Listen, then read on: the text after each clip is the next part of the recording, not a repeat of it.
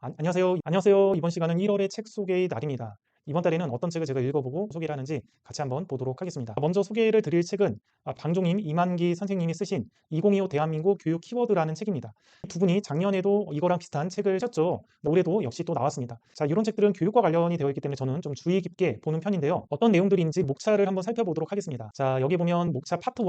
파트 1은 방종임 기자님이 딱 쓰신 걸 알 수 있는데, 기자님이 쓴 파트를 보면 몇 가지 특징이 있습니다. 첫 번째는 문장이 간결하면서 가독성이 굉장히 좋습니다. 두 번째는 정보가 잘 분류가 되어 있고 내용이 정리되어 있습니다. 세 번째는 정말 기자다운 그런 글이라는 느낌이 들어서 약간 눈이 정화되는 그런 느낌이 듭니다.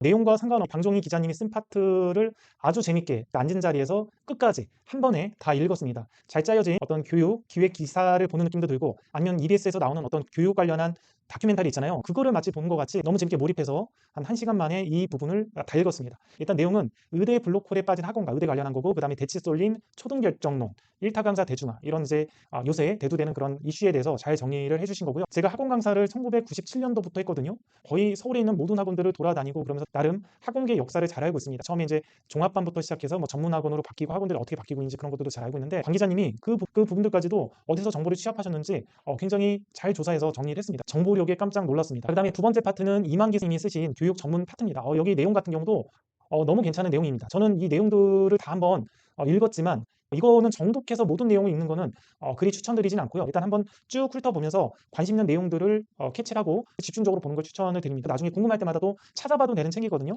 버리지 말고 사전같이 책꽂이에 꽂아놓고 놔뒀다가 궁금할 때마다 이 내용 궁금하면 이 책에 찾아봐서 전문적인 지식들을 습득을 하면 됩니다. 저는 여기 쭉 다 한번 읽었는데, 제가 제일 관심이 있었던 거는 전공 자유 선택제 부분이 좀 관심이 있었어요. 왜냐하면 지금 자율 전공 부분이 많이 대학별로 확대가 되고 있는 과정인데, 그게 학생부 종합전형하고 약간 핀트가 안 맞는 그런 형태거든요. 제 딸들이 두 명 다 과학중점학교를 지원을 해서 다니고 있기 때문에 제 자녀 상황과도 좀 연계가 돼 있어서 이 부분을 아주 좀 주의 깊게 보게 됐고요. 나머지 부분도 체크를 해놓고 놔뒀다가 나중에 이 부분이 궁금하면 살펴보면 되는 내용으로 전문적인 내용들을 잘 정리를 하셨습니다. 두 번째 소개할 책은 대충 봐도 머리에 남는 어린이 원소 상식이라는 책입니다. 이것도 출판사에서 보내줘서 제가 한번 쭉 훑어본 다음에 제 아들이 읽으면 딱 좋을 것 같아서 아들한테 읽으라고 책을 줬습니다.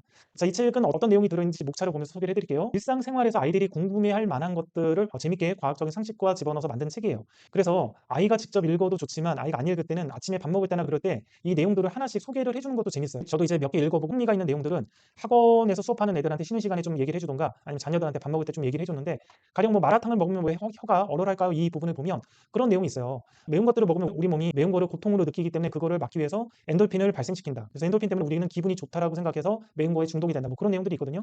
이런 흥미진진한 내용들이 있기 때문에 아이들도 나름 흥미진진하게 책을 볼 수가 있습니다. 아니면 엄마가 밥 먹을 때마다 읽어보고 하나씩 아이한테 질문 던지고, 그리고 아이가 대답하면서 그 내용에 대해서 정리를 해줘도 됩니다. 내용이 굉장히 많죠. 주제가 100가지 주제에 해당이 됩니다. 세 번째 소개할 책은 불행의 끝에서 쇼펜하우어, 절망의 끝에서 니체라는 책이에요. 요새 이런 류의 책들이 굉장히 많이 나오죠. 뭐 50에 읽는 장자라든지 노자라든지 40에 읽는 니체라든지 이런 류의 책들이 많이 나옵니다. 그래서 이 책도 그런 비슷한 형태의 책이라고 보시면 되고요. 챕터들을 보면 나는 왜 괴로울까? 어떻게 대처해야 할까? 어떤 길을 선택할까? 나 자신을 바꾸는 법, 이런 식으로 나와 있습니다. 제가 이 책을 쭉 한번 읽어봤는데, 제 나이보다는 좀 더 어린 사람들, 한 30대 정도 사람들이 읽으면 좀 좋을 만한 책 같아요. 나름 저만의 어떤 철학이나 세계관, 가치관, 그런 것들을 이제 인생을 오래 살다 보면 성찰하면서 가지게 되거든요. 그래서 제 나이대 사람들이 보면 거의 성찰을 통해서 알고 있는 내용들이 좀 많은 편이고, 저보다는 좀 젊은 사람들, 한 30대 정도 사람들이 보면 삶에 대해서 고민하고 생각하는 데 좀 도움이 될 만한 책입니다. 자, 네 번째 소개할 책은 공부가 아이의 길이 되려면이라는 책이고요. 이거는 양육과 그리고 공부 정서, 그런 것과 관련이 되어 있는 책입니다.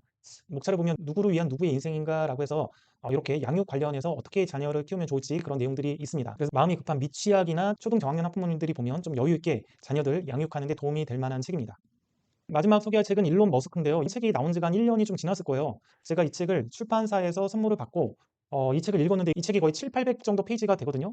그래서 읽다가 말다가 읽다가 말다가 해서 거의 1년이 걸려서 다 읽었습니다, 이 책을. 근데 이 책은 일단은 전기이기 때문에 재미는 없어요. 재미는 없지만 저는 개인적으로 이 책을 제가 한 20대 때 읽었으면 내 인생이 달라지지 않았을까라는 생각이 좀 들어요. 이 책을 누구한테 꼭 추천을 하냐면, 지금 대학을 붙은 자녀가 만약에 있다면 자녀 중에서 아들한테 꼭 한번 추천해보고 싶은 책이에요. 제 아들이 만약에 대학에 합격을 한다면 대학 들어가기 전까지 이 책을 꼭 한번 읽어보라고 얘기를 하고 싶습니다. 유튜브에서만 나오는 그런 일론 머스크가 아니라 실제 일론 머스크가 어떻게 살아왔고 어떻게 사업을 만들었는지, 약간 어떤 느낌이 들었냐면 북한 같은 느낌이 들었어요. 어렸을 때 북한 관련해서 묘사한 책들을 보면 무조건 밀어붙이잖아요. 일론 머스크도 똑같거든요. 사업을 추진한 거 보면 그냥 밀어붙입니다. 잠잘 데 없으면 공장에다가 간이 침대 같은 거 하나 깔고 자고요. 일에 미친 사람이죠. 그래서 20대 젊은 남성들이 한번 읽어보면 뭔가 나도 한번 이렇게 한번 삶을 도전해 보겠다라는 것들을 느낄 수 있는 그런 책으로 재미는 없습니다. 재미는 없고 좀 지루하긴 하지만 추천을 드립니다.